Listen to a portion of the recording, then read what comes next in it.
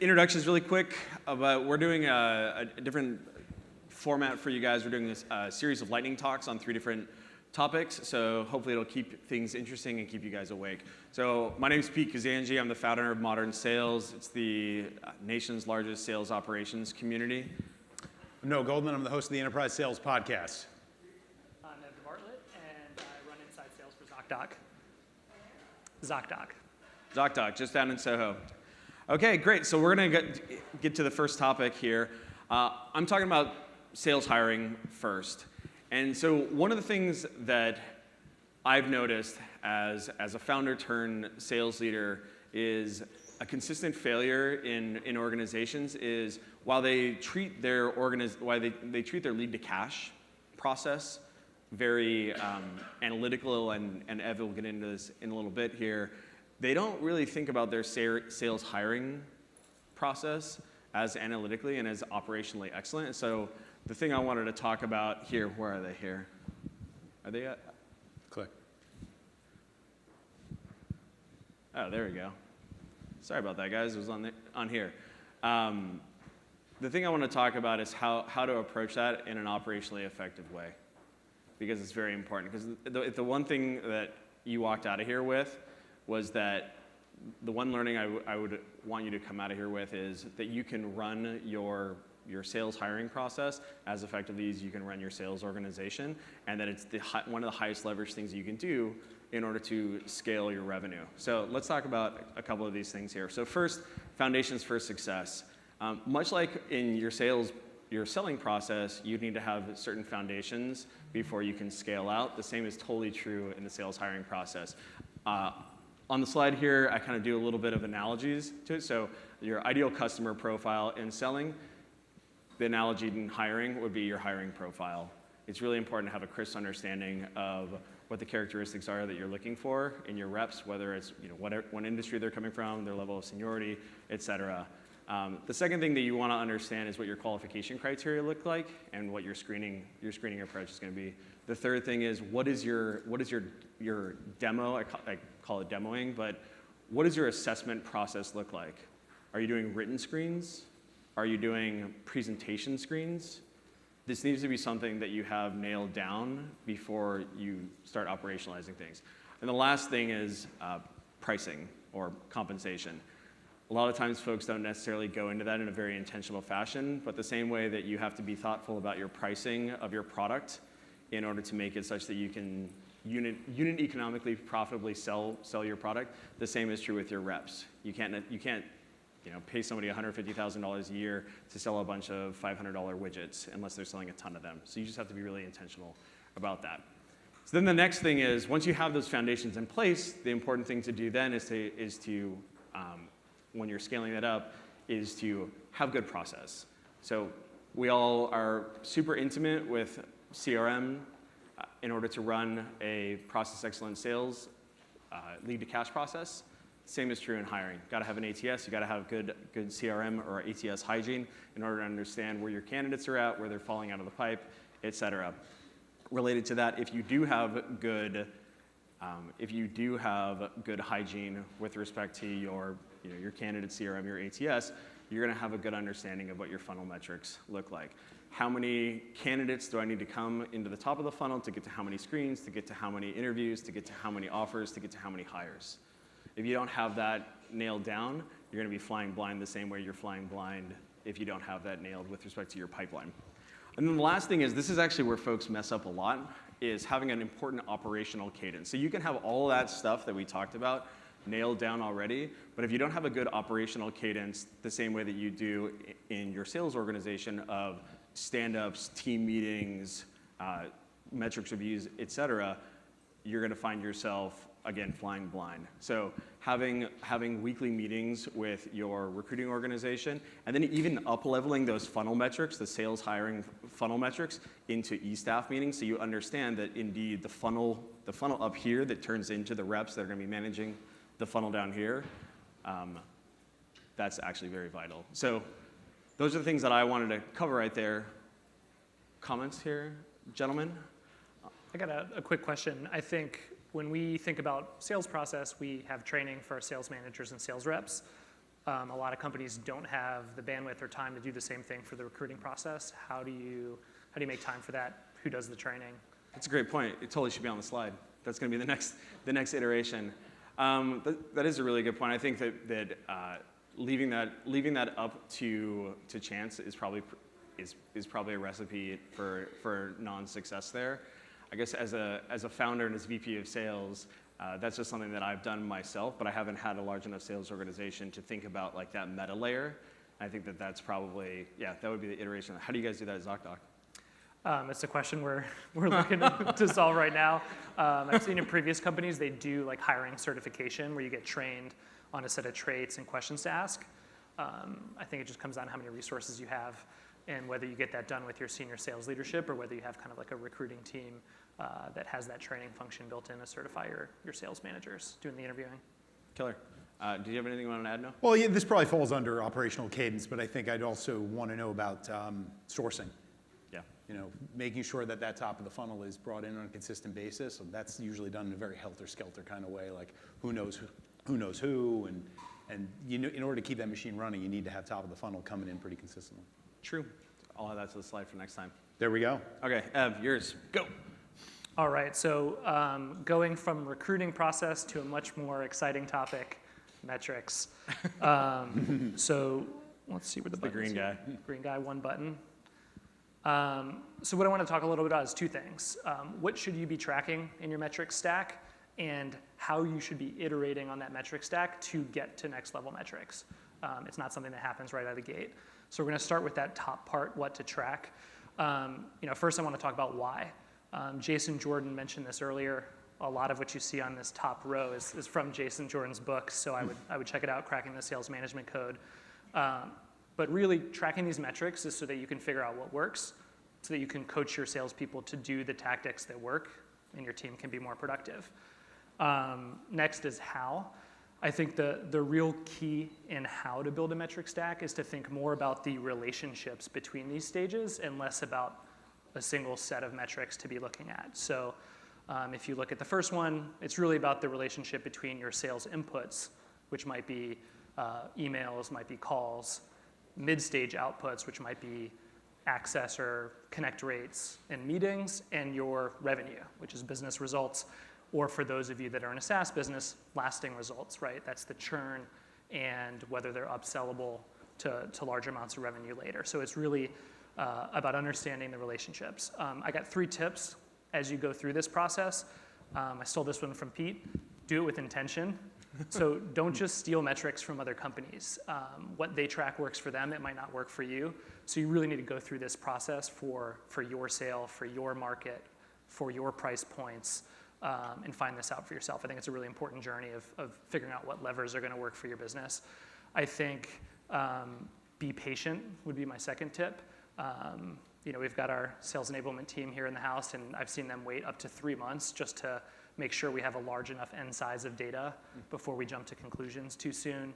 I've seen us then figure out that we were missing some data. We go back and add some fields into Salesforce, wait 3 more months to get that data before we start to being able to kind of improve things. So be patient. And then the last part I'd say is be holistic.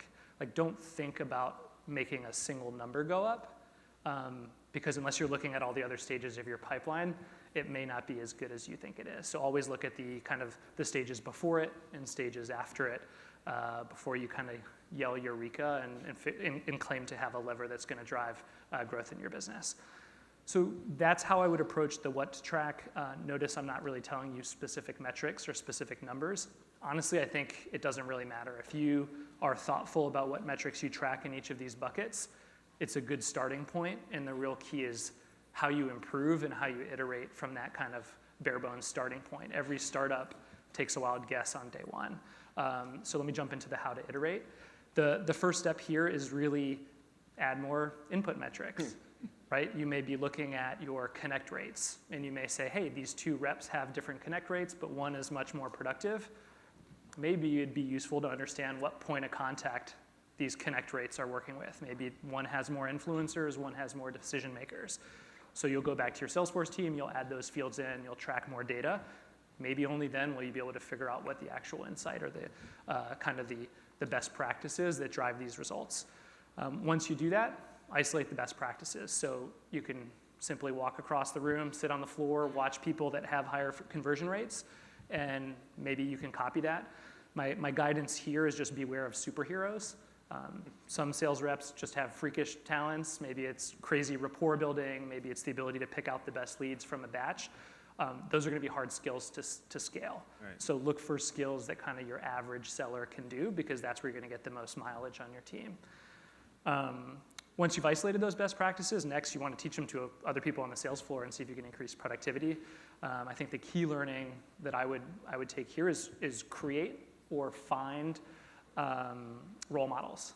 So either create a pilot group, train them to use this new tactic, have them show to the rest of the team that they're actually getting more results from applying these things, and you got it right when the rest of the team starts to say, hey, what are those guys doing? I want to learn, as opposed to kind of like cramming it down people's throats through mandatory lunch trainings where everyone's falling asleep.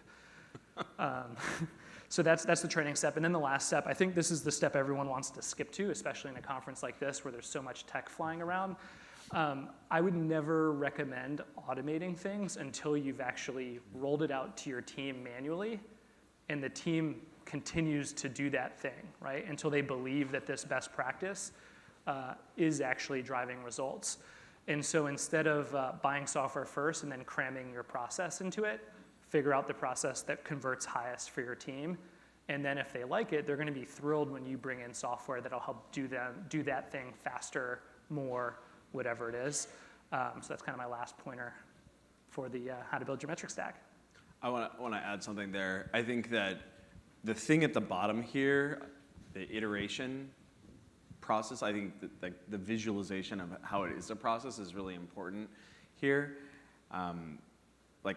I do a lot of writing on founder-led selling about founders who sell before bringing on a professionalized sales organization, and you have to do the work at a bench level first before you can scale it up, or else you're gonna set your sales leadership not up for success. And I think the same is true here as well.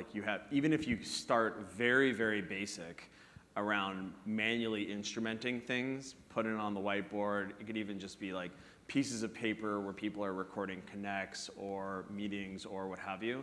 Because a lot of the times when you have presentations like this, you might think, oh man, I should be tracking all these different things. Where do I start? And then you just don't start at all. And so I think one of the things that you can do is you can just start anywhere first. Yep. And then you're at the furthest, so maybe even low fidelity inputs are better than zero fidelity inputs. And then now you're on your merry way. I think that's exactly to iterate. Don't overthink it. Pick some numbers. You won't be wrong as long as you keep kind of use that as your starting point and you learn from there. And honestly, the first 6 months of any sales process, do it in Google Docs. It takes twice as long to put it into Salesforce. You're going to be wrong. You're going to have to go back and fix it anyway. Do it in Google Docs. Do it fast and dirty. Get in a few iterations and be a little bit more confident in the process that you've built out before you kind of cut it in stone, put it into Salesforce, and then train everybody on the team, which is really expensive. Yeah. A comment I'd make about the lasting results, which I think is really important, depending on your sales cycle and depending upon how long it took from, let's say, the lead that came in to sell that first deal, the first set of deals, for that deal to actually close, then for them to churn out, that the way that your company existed at the time of churn from when it came in could be completely different. It could be 2 years apart. Exactly. It could be it's like looking at a distant star, right? The light you're looking at came in, light years ago. And so you have to understand, it's like, oh, wait a minute, well, this just churned, and that's this kind of company. Yeah, but that was sold by the founder when he was working out of his garage. It wasn't sold by, so one of those things to just. So that's the only innovation I made in this framework. The first 3 stages are straight from Jason Jordan's book, so go find him and talk to him about it. He might not have been as focused on the SaaS world, but that last stage, the lasting results, you just have to sell differently when you're selling SaaS, because it doesn't matter. You've put up so much money and so much cost before they start to pay you. If they don't stick around for years, it's usually not worth it. So I would, even if you're going to have to wait 2 years, have this bucket and have it as a reminder that you're going to keep an eye on that number. Yeah, I think that's something that's really important. The lasting results piece is really important, and it's something that we as sellers don't necessarily pay attention to, Because how long has SaaS been around? 10, 15 years or so? It's fairly modern, right? And this is why you have folks like Gainsight and like a tool chain that's emerging for CS. But you can't underestimate that, because that's certainly what the Series A investors and certainly what the Series B and C investors are going to be eyeballing that. So the earlier you can start thinking about that component with respect to the rest of your metric stack, probably the better. Absolutely. Cool. No? Cool. You? No, I think we'll move past this. Whatever with that. Oh, there we go. All right, I'm going to get started on some revenue acceleration hacks. I got a few of them for you today. Just sort of best practices, things that you can do today that are really going to help speed up your deals. The first one, revenue acceleration hack number 1, nothing lives in the pipeline without a next scheduled meeting. Nothing. Okay? Nothing. I want you to look in your Salesforce right now, pull up on your phone. I want you to look at all your opportunities in your Salesforce. Anything that doesn't have a next scheduled meeting that is forecast above 0%, don't count it. Put it back to 0%. It's not a real deal. A real customer, a real engaged prospect is going to want to stay engaged with you. Now, that doesn't mean the deal is dead. You can keep working it, but keep it at 0%. It's going to keep your hygiene up and keep you from wasting time on deals where you're chasing, trying to get back on the calendar, following up, touching base, checking in. Is John Barrows anywhere? Right? People love to talk about that stuff. Almost total waste of time. Spend your time getting those deals, getting next meetings so you can actually forecast them. And that is how you actually have a clean pipeline. So that's the first thing I would say. Second one would be find the person of authority, and spoiler alert, that's not the decision maker, okay? Guys, I'm a decision maker. I decided to show up here today. I'm not gonna buy any of the shit you're selling, okay? But you need to find the person who is. So make sure when you're talking to someone, they're not saying, oh yeah, I'm a decision maker, I'm a decision maker. You go through a whole sales cycle, and then at the end they're like, oh, I gotta run this by my boss real quick. No, you weren't talking to the decision maker. All right? What you need to do is you need to say, are you the person of authority, the person, the sole individual who can choose whether or not to move forward with purchasing this product without asking anyone else? That's either the person you're talking to or that person's boss or someone else in their chain of command. Doesn't really matter. You just need to know who that individual is. Get that confirmed in an email so you know who that person is and you know how the game is played. Revenue hack number 3. Get to problem prospect fit before doing anything else. Stop with the demos. Chill out. Slow down. Your prospect might love your demo, might love your product, love your investors, love your logos, love your team, and have absolutely no problem you can solve. All right? I cannot tell you how many times I've talked to people, worked with teams, been on teams where it's just like, this is our list of logos and this, that, and the other thing, and oh, here's our great demo. It's like, sounds great. That's awesome. That has nothing to do with what I'm dealing with right now. So make sure you understand that first before you move forward. Number 4, schedule a decision date working backwards from go live. So no prospect has ever been excited about signing a deal, ever. It has never happened. They're excited about getting the shit you're going to sell them a few weeks later when it goes live. All right? So what you want to do is say, okay, Mr. Prospect, when do you want the value you're going to get from this thing that we're selling to you?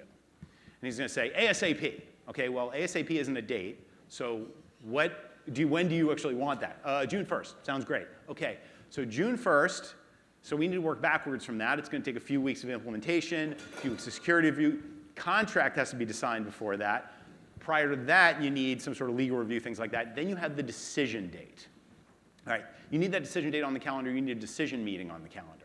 This way you know that you can actually track toward getting what they need and also track toward when they're going to make a decision or not. Otherwise, again, going back to number 1, you're just going to be chasing them until the end of time. We know we're not going to do that. Number 5, recycle your leads and close lost deals every 90 days, no exceptions. All the business you will ever need is sitting in your CRM right now. Nobody does this well. Occasionally, you might have a VP of sales who's like, oh, let's go through the closed lost deals, and maybe that's done once. This needs to be done at a regular cadence. You have you don't need more leads. I hate to be the person who says it, you don't. Because you need to be going after the people you've already spoken to or the data you already have in there and keep going back and back and back every 90 days saying, hey, just want to check in. Not to necessarily use those words, but I want to see what's going on. I want to tell you what we're doing. I want to see what you're doing. Be top of mind to be tip of tongue. Okay? And then they might say, well, We're not interested. Sounds great. I'll talk to you again in another 90 days. And then you keep control of the sale. You're not chasing the prospect. It's your decision. Puts you in a much stronger position to sell from, as opposed to just, hey, what's going on? I need to make my number, so let's talk. You know. Anyway, those are mine.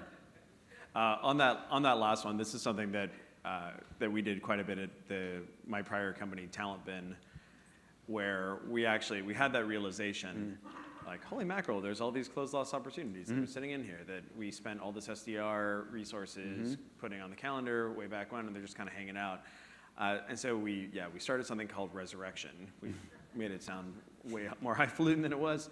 And then eventually we got to the point where we automated it such that we put some workflow rules in there, such that just look at the close loss date on the op that then triggers a field that then shows up in a report, and SDRs love it because they're like, oh, hey, these are the things that I can get back on the calendar where when I show up I can say, you had a chat with Evan and you really liked what we had to say, but the timing just wasn't right, and we've done a lot of stuff since then, so maybe you'd like to get on, do that again, and they just hop right on the calendar instantaneously.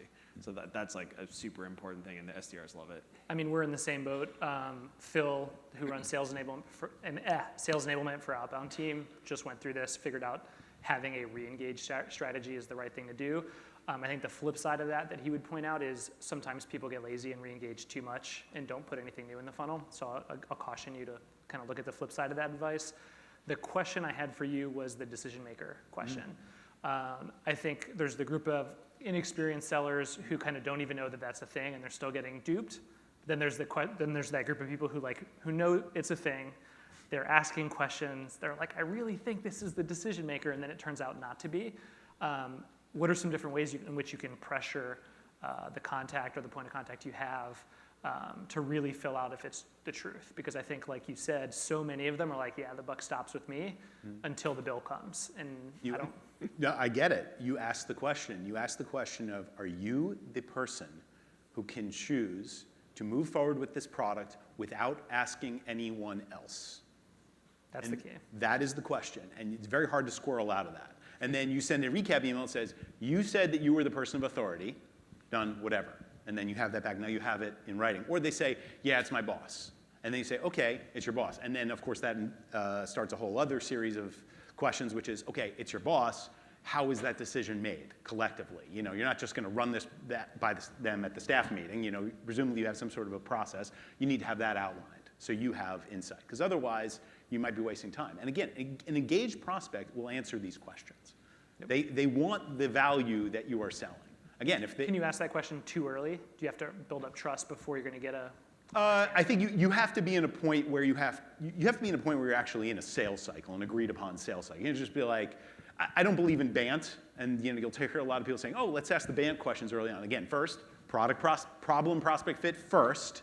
Figure that out. Figure out that you can actually begin a sales cycle. Agree to begin a sales cycle. Sounds like we can help you. Do you agree? Yes, I agree. And then you go like that. Okay, then I have a few questions. One of those questions being, probably toward the end of that call, are you the person of authority? How do you compel, so the problem prospect fit is, yes, you need to start with that. Good discovery is key. It's the thing that Mark Roberge talks about, like, don't show up and throw up, like, here's all my stuff. How do you compel that? So the way that we did that at TalentBin was we had qualification questions that were sitting right there, and I would compel people to write it down in a notebook. We also had just like sheets that we filled out. It never got to the point where we had structured it in Salesforce, but how do you compel that going through the discovery process? So I'm a big fan of writing it down. While they're selling, have them write it down. If you're in a shorter sales cycle with kind of an open floor plan, in one of the previous places I worked, we had them hold it up before they could do the demo. And then we had them do a playback to the prospect before demoing. One, so that the prospect know you heard them, but two, to remind the sales rep of what the pain points were so that when they did the demo, they actually tailored it, as opposed to just running the same throw-up demo that they would run for everyone else with different pain points. I love the holding it up. That's great. Look at that time. I know. It's pretty damn good. Cool. I think that's all the time that we have. We don't have time for questions, but if you guys have any questions, you can find us. We'll be around over there somewhere. Thanks so much. Thank you, guys.